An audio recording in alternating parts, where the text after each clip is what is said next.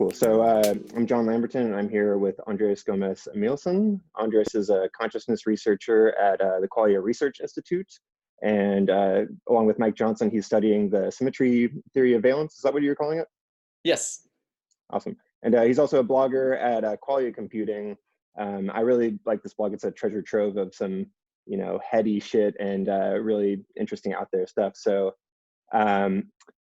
Andrés and I have never met before, so I thought I'd give him a quick rundown of who I am and why I thought this presentation of his was really interesting. The presentation is Harmonic Society, was it 8 Models of Art for Scientific Paradigm of Aesthetic Qualia. And so basically I'm a guitarist and a composer in Los Angeles.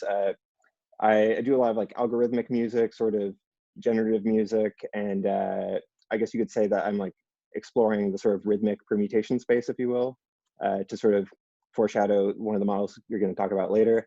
But I'm also into like the nootropic space, transhumanism, and so I've always sort of wondered about what is a musician to do in the transhumanist world, and what's the role of a musician. So also my day job is doing copy. I do quality control for a copy company. So just to sort of fill out my mental model of you, Andrés, can I first ask you what your coffee habits are like, if you have any? Yeah, absolutely. So I tend to say that coffee saves lives. I mean, it really depends on ultimately what the true causal role of coffee is, but it's pretty clear that coffee drinkers tend to live longer, have less depression, have fewer incidents of diabetes and obesity, and so yeah, I mean, I do drink a couple cups of coffee a day, and probably about like 3 cups of coffee. And if I'm feeling too wired, I'll just switch to decaf coffee. But yeah, pretty much coffee all day or every day. Cool, awesome. Are you just like a black coffee drinker? Is there any sort of coffee that you prefer, like dark, light roast? I think just plain. What is it called? Dark coffee, I guess. Yeah. Cool. Awesome. Well, yeah, I just wanted to sort of complete my sense of who you are by viewing you through that lens. So anyway, I found this presentation of yours super interesting. And so if you want to get right into it, the first model that you talk about is family resemblance and semantic deflation. And I'll be honest, this one and the last one didn't really click for me the same way that the other 6 did. And so I'm curious, I'd like to sort of like give you my sense of it, but why don't you tell us about it first? Yeah, for sure. I mean, like this is the model that kind of recognizes that there is no necessary and sufficient conditions for something to be art. And I mean, the classic example from Wittgenstein was, this concept of a game that like, okay, like what is a game? And, if you press somebody who plays a lot of games to define it, they may say something along the lines of, there's like, more than one player, there are points, there is a winning condition, there's strategy. But the truth is that, for any kind of condition like that you provide, you will always find a counterexample. Like, I mean, like, do the staring game have like points? Like, not necessarily, or like, sports are like very different than board games. And so his main idea was that the very term game doesn't really refer to something with necessary and sufficient conditions. It's much more kind of a pointing in the general direction of a cluster of properties that tend to happen together. They tend to be very correlated. And I guess like that was also like a time where like a lot of data science concepts were in, like household names. Like nowadays we can say like clustering, and a lot of people know what we're talking about. But at the time saying like, oh yeah, clusters in the space of meaning. Okay, like that was a very difficult concept to grasp at the time. And the main point of like model number 1 is that in art, you don't really have, like a set of necessary conditions that all pieces of art needs to have. And one of the, I guess, like things is that for each of these models, you can kind of like flip it around and say like, well, one thing is what these models are saying about the nature of art, but then you can also think of the model itself as an aesthetic. And I think like to a large extent, if you start in a kind of like very traditional or culturally bound conception of art, where you think, art is just, how my tribes do face painting for a ritual, or like my clothing for like a traditional ceremony or something like that, then I think like the semantic deflation model is very appealing, because it has kind of this element of rebelliousness. It's like, well, what about this, and what about this? And of course, some classic art movements like Dada and pop art, I tend to associate with this kind of semantic deflation, where they're saying like, oh, you think art has these properties? Well, how about this? This is completely different, but hey, people are still paying attention. We still managed to put it in a museum. So yeah, I guess like that's the aesthetic of the model as well. Gotcha. And you when you bring up like Duchamp's fountain and this idea of sort of like meta art, like art that is about art, it makes me wonder, like, if you're tying this back to like an actual medium of art creation, is the medium basically kind of like the conversation about art, like the sort of game-like dialectic between like artists in that community, where it's like very conceptual and just trying to like figure out what art is? Yeah, definitely. And it's kind of a arms race almost, because you might look at a previous movement and say like, well, sure, they were pushing the boundary of art, but they still were working on the assumption that art had these other properties. I would potentially like talk about like new mediums, as well as kind of exploring this aesthetic. Just this last weekend, I made a video reading out loud the Tactilist manifesto, and I think like tactilism also, to some extent, is related to the semantic deflation. It's like, oh, you think art is only about music and pretty pictures and sculpture? Like, okay, no, how about just immersing yourself physically and touching everything, that being art itself. Very interesting. So I feel like as these models get further down the list, it's almost as if the definition of art becomes broader and broader. Like some of the final things are almost more therapeutic. Do you feel the same way about that, or like, I don't know? Can you elaborate on that? To some extent, I mean, they build on top of each other, and I mean, I do think like there's a lot of purpose to like putting semantic deflation as the first model, because that sets the tone for how none of the other models is going to be the final answer, right? Like they're just going to be different lenses through which to see like art. And more than that, the kind of the reason why we should still, in a sense, like transcend like the model number one, is that it's very easy to get stuck in it. I mean, there's a lot of people who, I think like their whole career is just like trying to push the boundary of art. And in the process of doing that, they may, in a sense, like miss out on some of the very valuable things that perhaps other more traditional forms of art do have. So there's kind of this idea of like, your model of art is not only about what qualifies as art or not, but it's also about like what its value is. And if you're only stuck in like semantic deflation, I get the feeling that you may, in a sense, be throwing the baby with the bathwater and just completely forgetting of actually how valuable even traditional forms of art can be. Cool. Yeah, I feel like you mentioned that this is the starting point, and it doesn't necessarily give you a road to value. And as a musician that also like reads less wrong and that type of stuff, I feel like I've been wrestling with what is the value and the utility of art. Like, am I like wasting my time doing this? But so I feel like this question, or this first model, sort of exemplifies that. But do you want to move on to cool kid theory? Yes, definitely. Cool. So, I mean, you've probably noticed that, if you go to an art gallery, a lot of people tend to have like the reaction of like, I could have done that. I mean, especially with like something like modern art.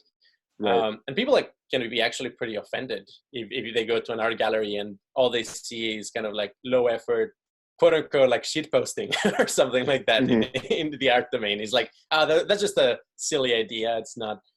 And I think like that is really kind of hitting at like deep down our intuitions of like how art to a large extent is like social proof. Like you're showing that you're capable of things that other people are not. I mean, you can definitely think of like like, Rachmaninoff and Stravinsky and some of these, I mean, definitely Mozart, but like some of these like very famous like classical artists that like the music was sometimes so complicated, and it seems at some point that the complicated nature of it wasn't necessarily adding to the pleasure or to the beauty of it. It just adds to this overall aura of like how impressive it is. Right. Yeah. Yeah. And to some extent we get off on things being impressive, like in and of itself, like things being impressive as like, oh my gosh, how did they do that, they must be superhuman. That seems to be at the core of a lot of art, and especially what makes art popular. And that can take the form of like either, hey, you're incredibly good at keeping rhythm, I guess probably that's a little bit maybe what you're exploring, but also like, like a band like Tool. Tool has like all of these super complicated time signatures and like recursive references and weird things like that. Mm-hmm. And yeah. It's really impressive to hear. And you feel like you're kind of in touch with the creme of the creme when it comes to people's abilities, when you're doing that. And but it can also take the form of even just like massive waste of resources. Like you have like art pieces that is like, like a million gallons of milk, thrown in a swimming pool. It's like, okay, there's no like, much creativity here, but there's like a lot of resources. And Mm-hmm. and if you look at like sexually reproducing species, they are like these like displays of fitness that usually come in the form of massive waste of resources that elicit this feeling of like, oh my gosh, this single member of the species, if they can waste so many resources, imagine all the resources they will have for our offspring and for our grandchildren. It's a proof of fitness. And so it's yeah. Could you say that sort of art as a means of getting laid almost? Yes, exactly. Weapons of sexual conquest. I might even okay. describe it. And also, I mean, that also what makes a lot of battle between, I mean, a rap battle or something like that is really like battle for getting laid to a large extent. Mm-hmm. And that's a pretty well-known model. I mean, I think Jeffrey Miller, the writer of the Mating Mind, has written a lot about like art from that lens, and it's very lucid, very interesting. The layer I would add on top on this model is that you really have kind of both individual contributors, which is like, yeah, these people who find new aesthetics and explore them, and then you have like the people who kind of like are the glue that put together a lot of talented people into a cohesive aesthetic. And those are what I call the cool kids. And Mm-hmm. maybe a classical example is you're in the in public transportation, and then you see like a band of people. One of them is really great at jumping in an amazing way. Somebody else is very flexible, so does weird elbow tricks. And then there's like one person who's kind of gluing them together so that they all kind of make one song together, and that would be the cool kid. In the world of art, I would claim that to a large extent, like big fashion houses and big art movements, they're kind of bottlenecked sometimes by cool kids. That like cool kids kind of don't really foster innovation because their incentive is really creating art for the masses. Mm-hmm. And that's kind of a shame to a large extent. That like a lot of artists, they if they had like a very open-minded cool kid to help them, they would produce amazing art, but then they end up producing just like very things of popular appeal because that's the only way they can get a job.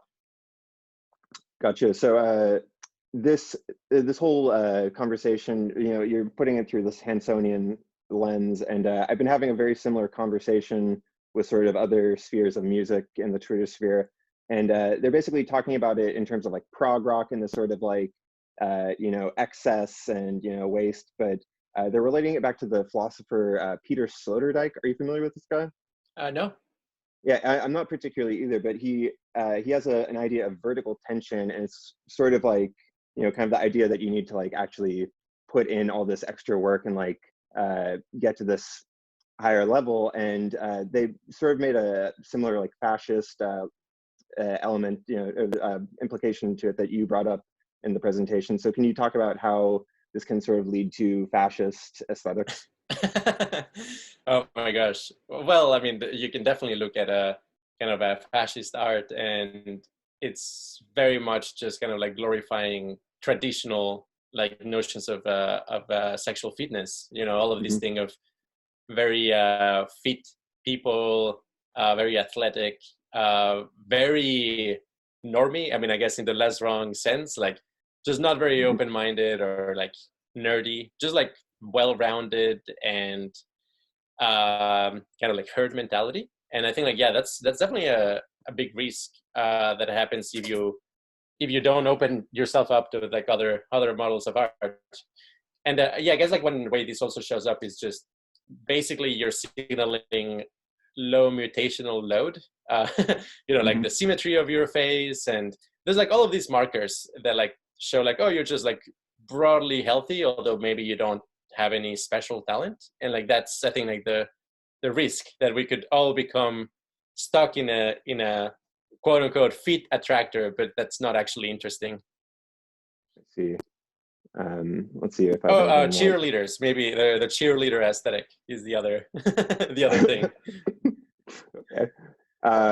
So in terms of the waste element of this, like, I mentioned I play guitar, but like at the same time, I've been thinking like, why the fuck does anybody play guitar these days? Because you can use a laptop and there's like essentially a blank slate and you can do anything you want with digital synthesis. So is using a traditional instrument like a guitar just sort of a display of waste? Like, I have time to practice this instrument and I have the funds to collect an instrument that is not as high utility as like a laptop.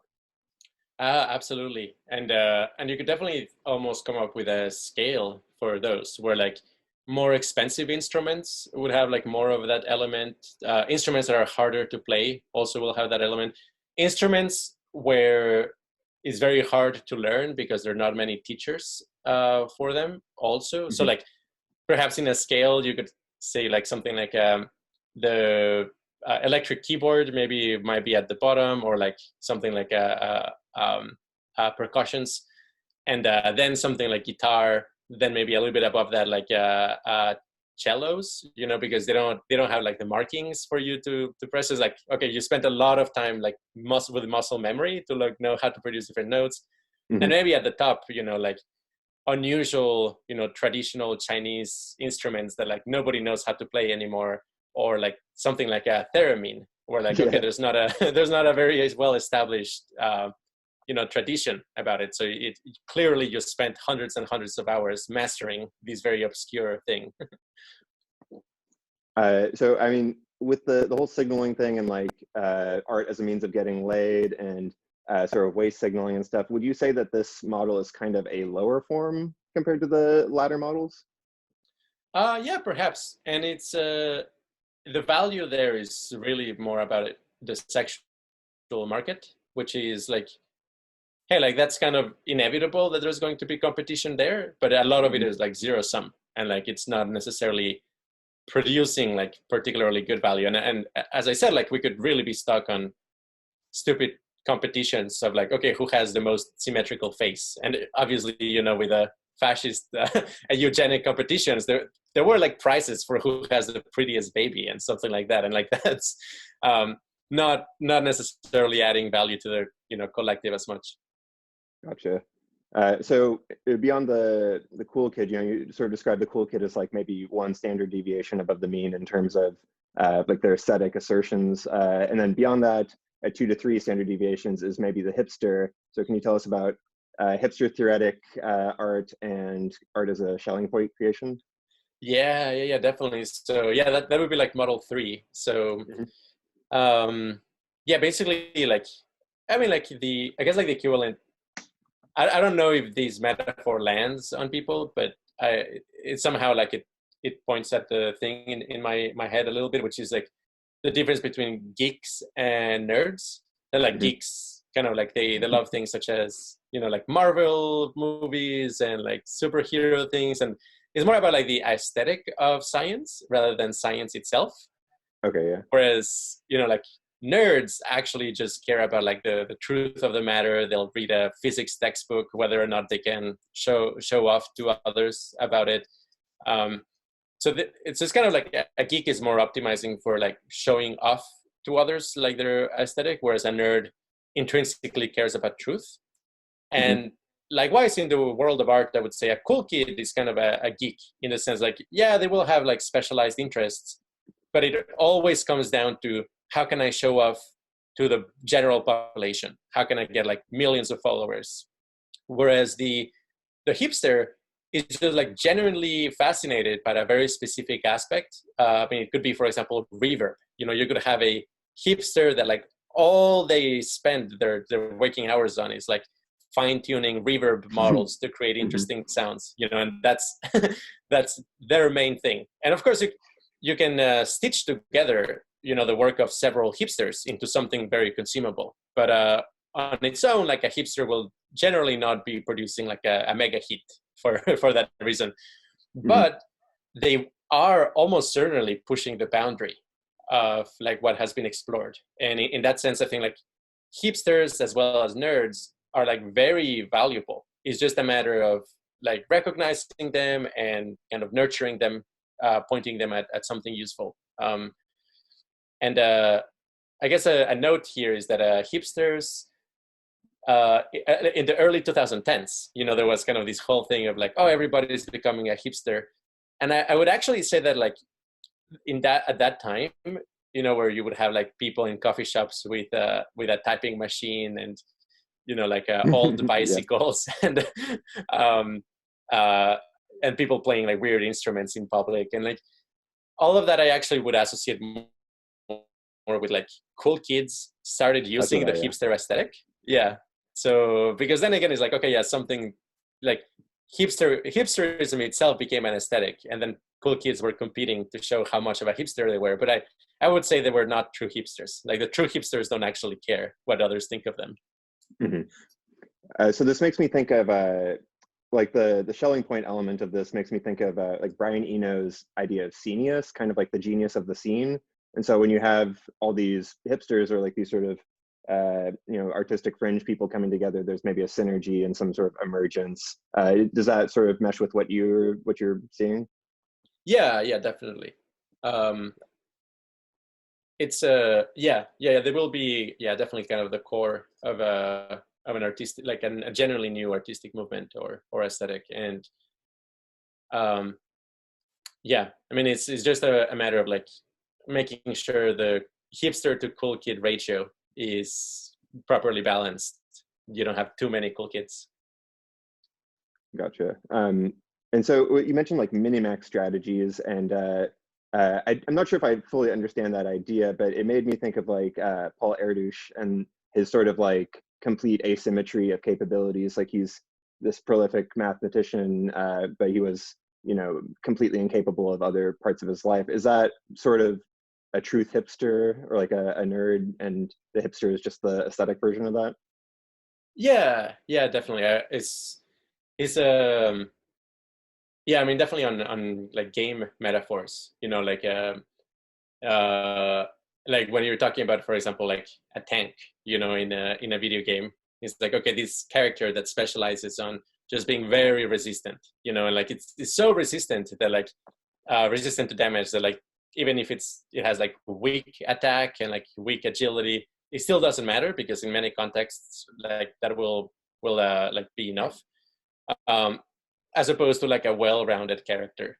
And I mean the truth of the matter is that in real life, a lot of the times like minimaxing is a really good strategy. And I guess like minimaxing is defined as putting all of your points in just a narrow like set of skills and just like 0 points into everything else because you just want to maximize that. And it does seem to be like in many skills, for example, there's kind of a you need a threshold of ability before you actually get to do interesting things, in which case, like, you know, just spreading your abilities across the board doesn't even allow you to do anything interesting with anything, right? And I think like that's definitely a risk. I would also relate it to like tech jobs. You have like, you know, full stack engineers, obviously very important, but then you might have like a person who's like a super good, extra specialist on like, C or C sharp. And like whenever you have a problem with C sharp, that person will solve it. And it's good to have people around that way as well. Mm-hmm.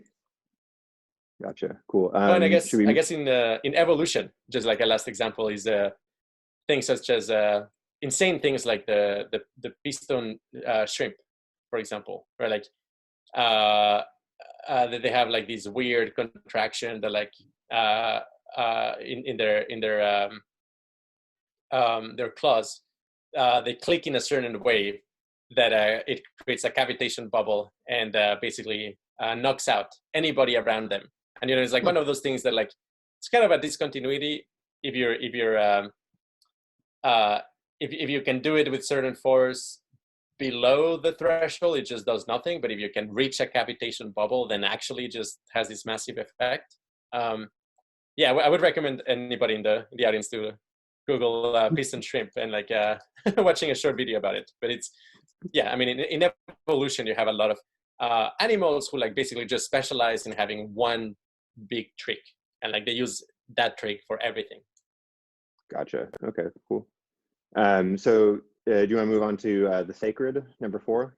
Yeah. I mean, I think like that's when it comes to contemporary models of art and how people think of like the limits of art, I get the impression that the highest level of art tends to be like sacred experiences. And I mean, nowadays, obviously, with the psychedelic revolution or psychedelic renaissance, like I think like this concept of the pursuit of the sacred as the culmination of art, I think it's very fresh on people's minds. That you could, one thing is to go to a museum and have a fun time. Another thing is to have a sublime transcendental experience. And honestly, like if the artist or like the style of art really resonates with you, it can definitely happen. I mean, a lot of people have mystical like experiences because of consuming the right art in the right moment in time. And the main problem here is that for the most part, there's almost kind of a taboo in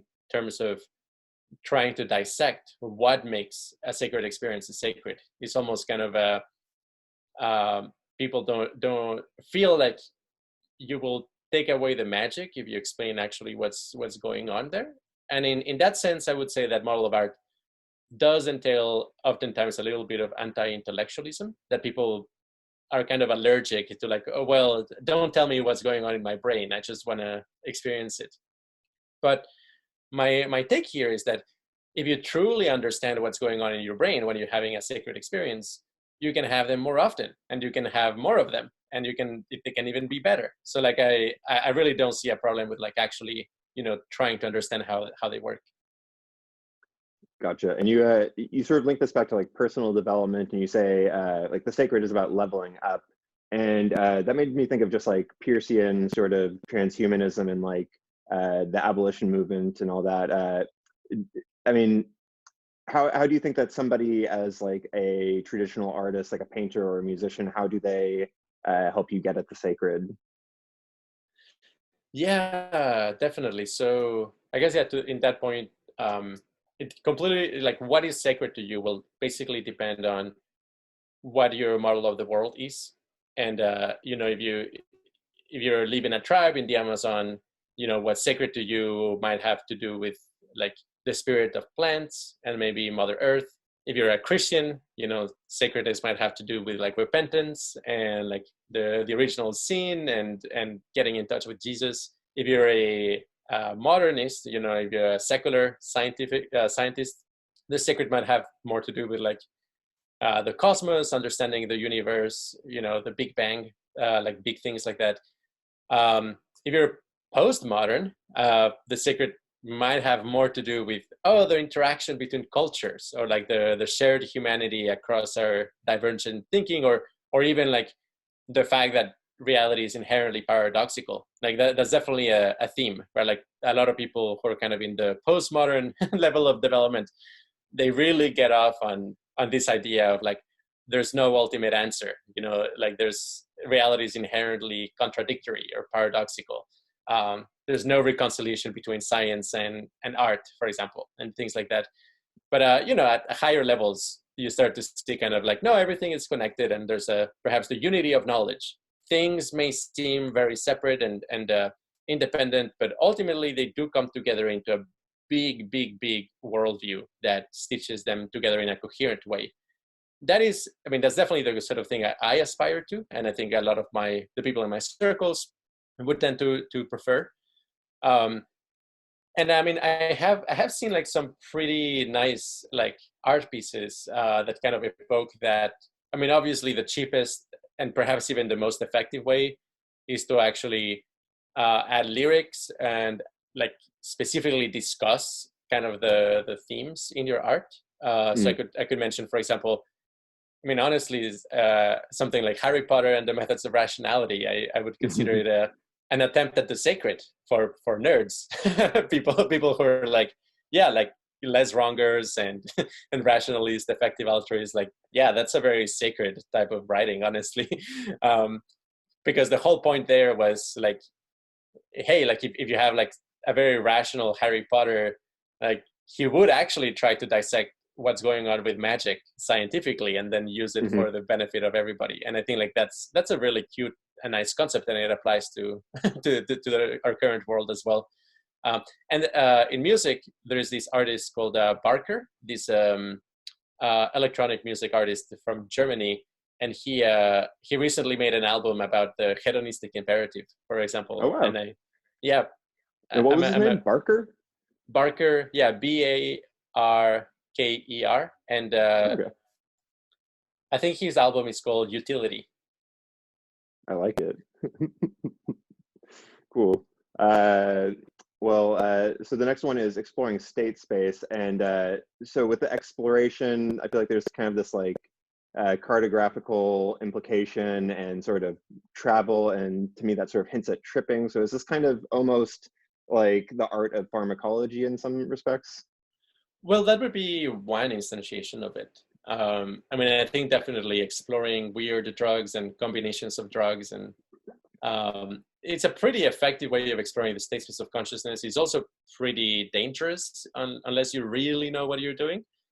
And that's why, like, I mean, a more kind of a simpler example would be exploring combinations of sounds. I mean, definitely exploring the state space of rhythmic patterns. It's a very interesting thing because, and actually I think like really profound, because you're basically exploring in what way you can make internal metronomes get activated and then clash against each other in a consonant or dissonant way. And that's a super interesting line of research. But it also shows up in things such as like exploring the state space of sense. You know, you're gonna have this article about the perfumery as an art form, and you know, you can also apply the fifth model, exploring the state space of consciousness, to perfumes, and that one would suggest an aesthetic such as like, no, don't focus only on like, oh, this is a mysterious smell, or this is a very erotic smell, or these traditional things.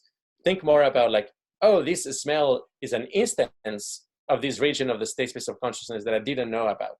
And you have kind of this craving for knowledge of what is in the entire state space, and almost kind of a frustration with artists who are just stuck in a particular region of the state space without like trying to explore further. And of course, it's related to the first model in the sense that a lot of that aesthetic is about pushing the boundary, but it's in a sense more comprehensive than the first model, because the first model is just almost kind of like trying to troll all the time. It's like, oh, I bet you didn't know this was also possible. Whereas the state space actually is pursuing clarity. It actually is pursuing like, hey, we would all benefit if we understood what is the range, the scope of what's possible. And, you know, I personally find very beautiful when an artist is kind of systematically exploring all combinations, and then they come out and say like, well, we did all the combinations and maybe only these ones are interesting, but hey, at least we tried the other ones. Like we just didn't ignore them. And so in terms of like something like flavor space, you're, you know, exploring all these different combinations of bitter, sour, and like I saw your Twitter poll today about how we perceive sourness, and like I think that's an interesting thing because, I mean, it's not a great flavor usually, but like part of me does want to explore every avenue and then sort of, you know, prune away the shitty ones. Yeah, yeah, exactly. And a lot of it has to do with not prematurely closing possibilities. Hmm. I mean, like, consider like dissonant sounds. Like if you're just starting out in music, you may just avoid some sounds, but then after a while you can revisit them and it's like, oh gosh, I could actually use this as a building block, and you're exploring a space that didn't exist before. I would say perhaps a last example of this would be in the realm of plastic arts, that there's this innovation in basically metallurgy called high entropy alloys, Hmm. because it used to be the case that most of the alloys explored where, let's say, like 90% steel and 1% something else, you know, usually carbon, or it could be zinc, or, you know, bronze, or something else. But like it would be like the bulk of it about one material, then a tiny bit of something else. Whereas high entropy alloys are defined basically as any mixture of metals that has like 5 or more different metals, and all of them in high proportions, like let's say more than 5% of each of them. And that's an insanely large combinatorial space. You know, there's like roughly, you know, like 30 different metals you could use in a practical way, and just like all the combinations with all of those properties. And it's largely unexplored. We know very little about that combinatorial space. Chances are there's some amazing art to be discovered in some of those regions. Hmm. Now, so are you about to have two metallurgy references in this conversation? Oh, sure, sure, sure. Yes, that's right. Cool. So why don't we get to energy parameter and neural annealing and all that? Yes, yeah, yeah. So, well, I guess those are the next two. So yes, the energy parameter, I mean, that's recognizing that, I mean, if you analyze, okay, how do people actually use art?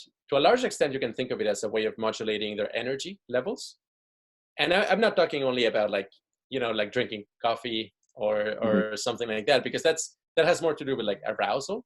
And like energy in the way in which I'm talking about it here is a more general concept. And you can have, for example, very energetic, relaxed experiences. You know, you can have like these, what's called like a Buddhist jhanas, you know, these states of high concentration. They can be very peaceful. At the same time, they're like very high energy, which is, you know, interesting that it's even possible to combine the two. Or MDMA, you know, MDMA causes this feeling of deep calm, but it's also like energizing.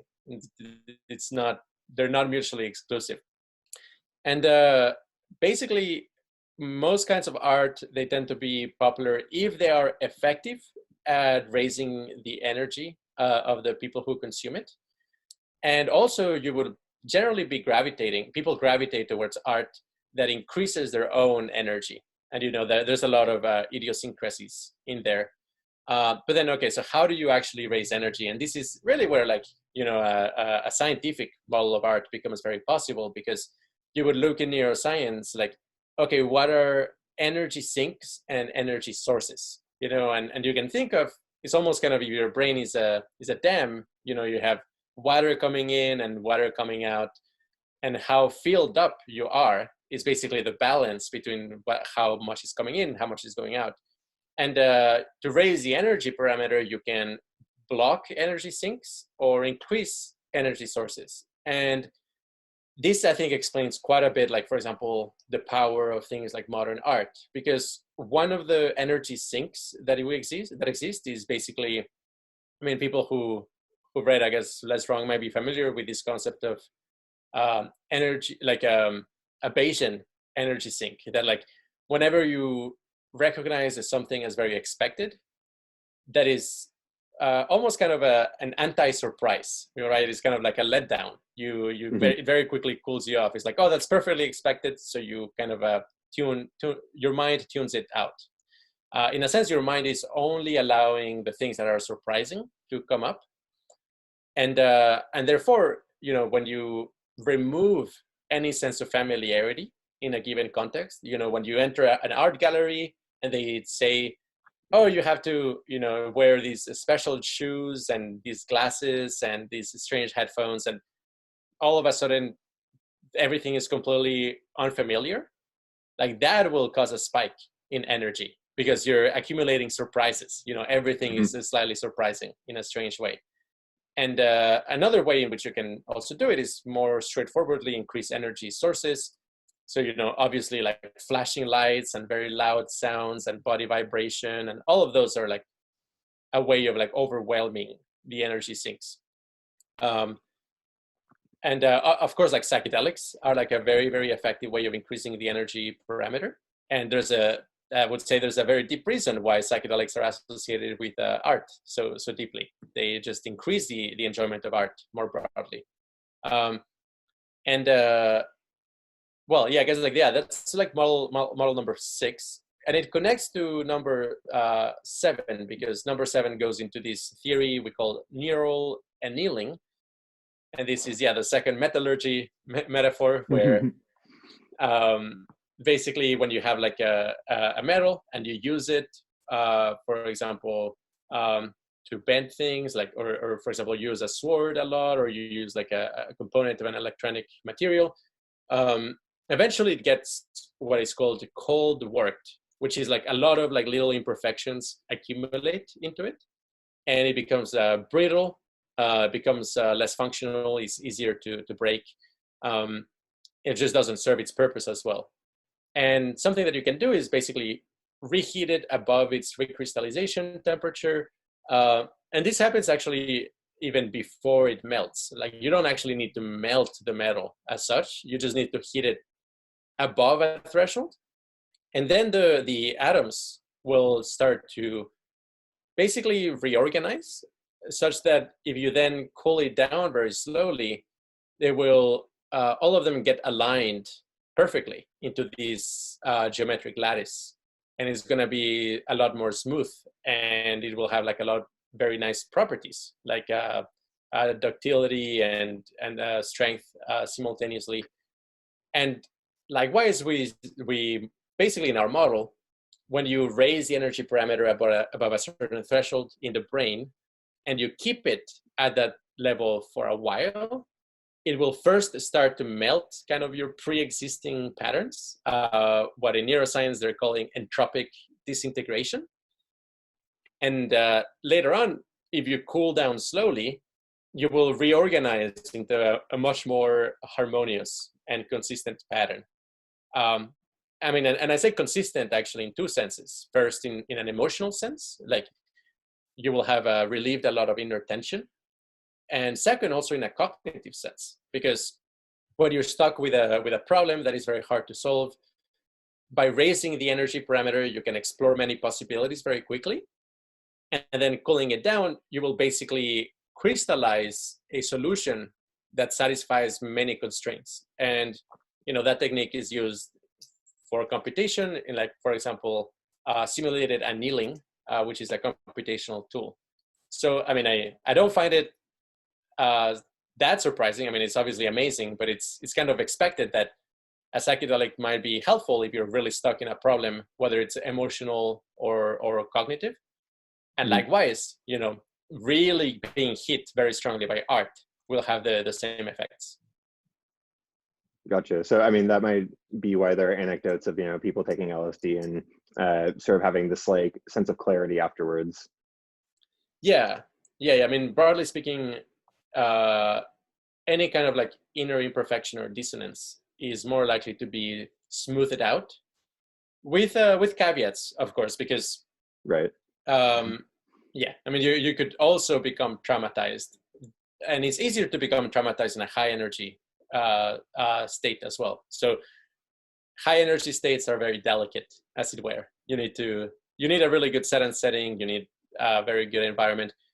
And also, like, why art can be so damaging. I mean, for example, this movement called shock art, right? Like, it's all about like shocking you with very, very upsetting images. Mm-hmm. Somebody who is fascinated by the first model would say like, oh my gosh, that's perfect. It pushes the boundary of art. But then it's like, might not be good for your mental health. So, so yeah. Gotcha. Cool. I would say, so just to wrap up that, like I do think artists have a responsibility. Like the more effective your art is, the more responsible you are for it, basically. Gotcha. Real quick, going back to the messing with your energy parameter thing. So spoiler alert for people who haven't seen the original presentation, but at this point, you bring in some comedy and you pull like an ice cream cone out of your pants and like do a little dance and shit. And there's like some comedy in the room. You can tell that people's energy parameter has been lifted. And so this sort of element of surprise made me think of like stand-up comedy. And so is the best stand-up comedy sort of Pristonian in nature, just in the predictive coding error sort of technique? I think that's a very interesting area of research. I mean, I haven't seen, a paper about like correlating, the popularity of stand-up comedians and the entropy of what they're saying. But yeah, my guess is that there's a sweet spot. Like if you're too random, then like your brain is good at filtering that out. Basically, you say like, oh, this is noise. If it's too predictable, then it's boring. But if it's hitting the sweet spot, yeah, that's gonna be increase your energy parameter. Mm-hmm. Cool. So you got into the puzzling valence effects a little bit. Let's see here. What else do I have in my notes? Yeah, was there anything else that you wanted to say about number 7? Well, I guess, yeah, the puzzling valence effects that like, in a sense, like one interesting thing there is that, yeah, there's a lot of things that is like surprising that they would have like any positive effect at all. I mean, like, start out with, for example, like binaural beats. Binaural beats are actually kind of surprising because, the inputs themselves don't have beats, but then your brain interprets those beats. And I think that's like very surprising for our nervous system. Like we get kind of like very confused about that. And yeah, that can be effective at raising the energy parameter for a little while. I mean, after you do them for a couple hours or several times, you stop being surprised by it, and therefore they stop working. But generally speaking, the aesthetic of neural annealing would focus a lot on like, hey, let's find kind of artifacts of valence, like things that we shouldn't expect to have like positive or negative feelings, but somehow they do. And that's kind of the aesthetic would be very oriented towards that. He's like exploring things that are surprisingly pleasant. And perhaps an analogy here is like there's this term in the internet called oddly satisfying, right? And like oddly satisfying things, right? Yeah, for example, like, hey, like this piece of, what was an example? An example is like, oh yeah, this tennis ball fits perfectly into this bottle, and like they were made by different manufacturers. There's like no reason why they would fit perfectly. And there's something very oddly satisfying when that happens. Mm-hmm. And the aesthetic of neural annealing would say like, yeah, let's not dismiss that. Like that's actually pretty relevant. Let's understand why that produces that pleasant feeling of satisfaction. So that's just something to keep in mind. That would be the aesthetic in this case.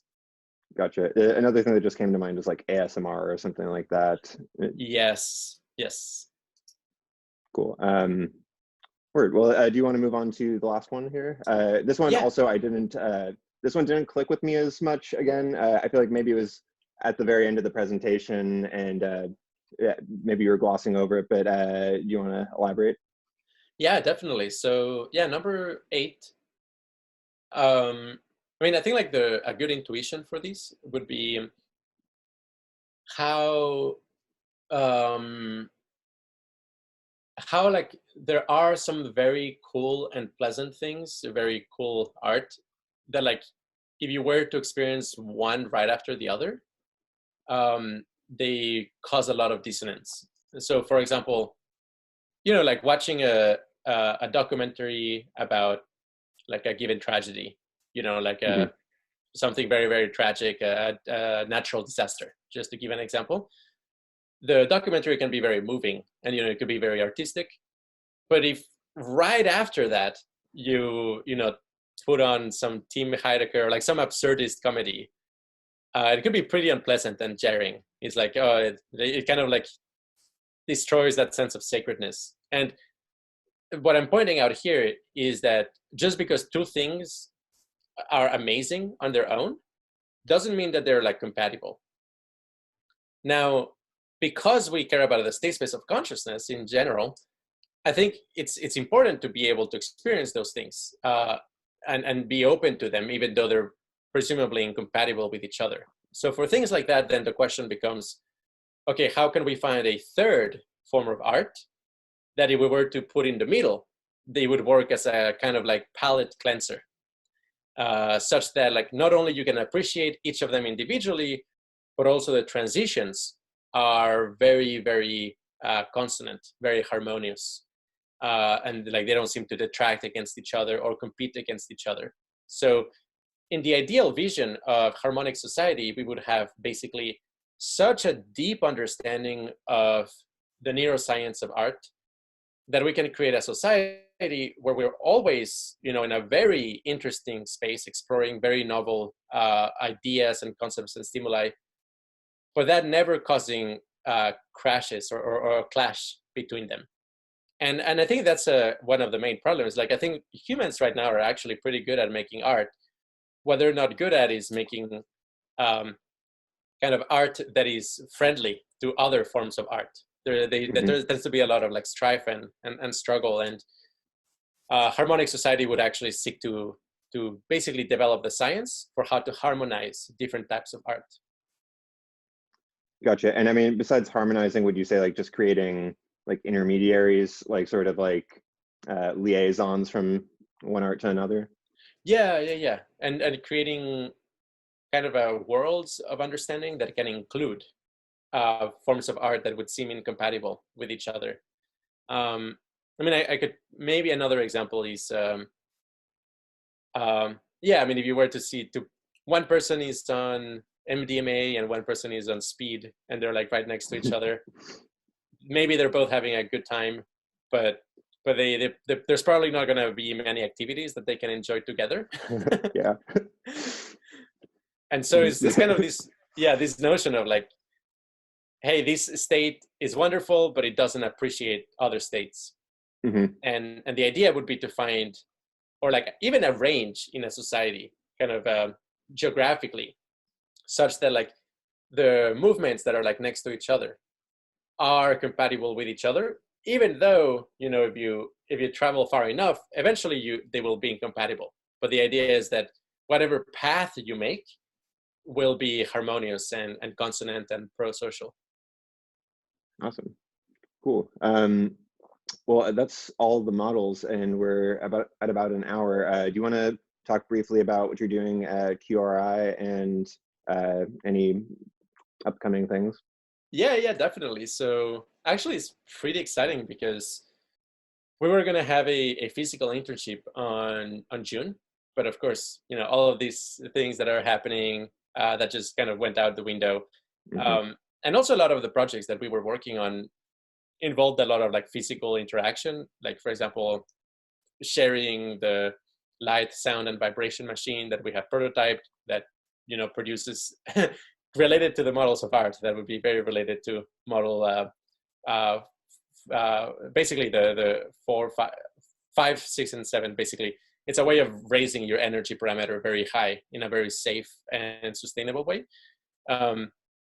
But yeah, basically that's kind of a little bit in the back burner right now, because we just can't share the SOPAC right now. So we are focusing on projects that we can work remotely.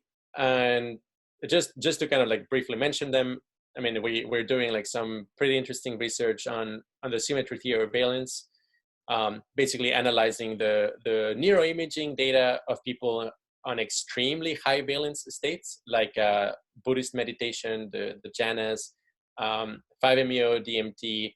I mean, I should say we're not breaking the law because we're getting like EEG data sets from people in Mexico where it's unscheduled and they can actually collect that data. And also, I mean, we are not collecting the data; they're just donating it to us. But yeah, broadly speaking, we're analyzing a lot of meditation data, a little bit of 5-MeO DMT data, We're also likely going to get psilocybin data from Jamaica, where it's also unscheduled and people can conduct experiments there. But then also we have like 2 other really cool projects, which is like a lot of people mentioned that they really like what we're working on, but it's very difficult to kind of get into it because everything is kind of very interconnected. And that you really need to kind of read 3 or 4 articles to actually start understanding even the first one. So we're basically writing a book, a QRI book.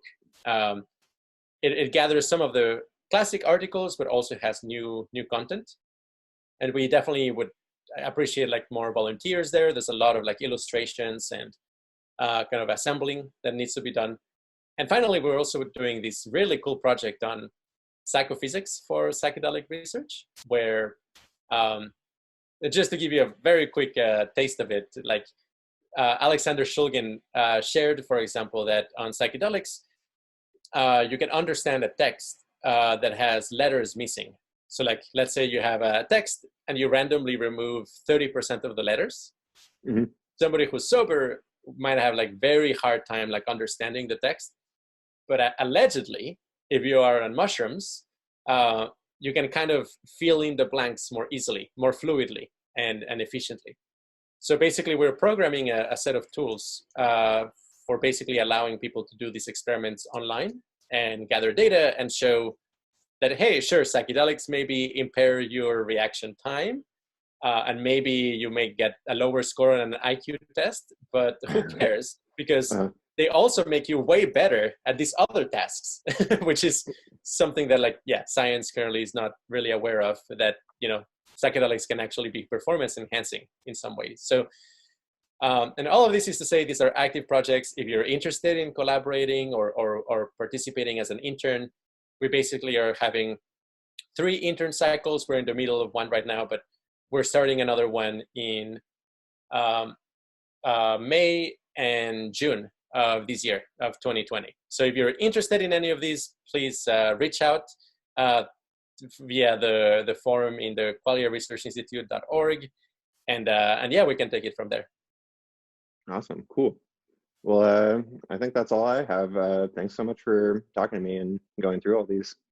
Yeah, thank you. It's a lot of fun. We can, cool. Happy to do another one of these. And thank you so much for having me. Yeah, I'd love to. Sounds great. I'll talk to you later. Awesome.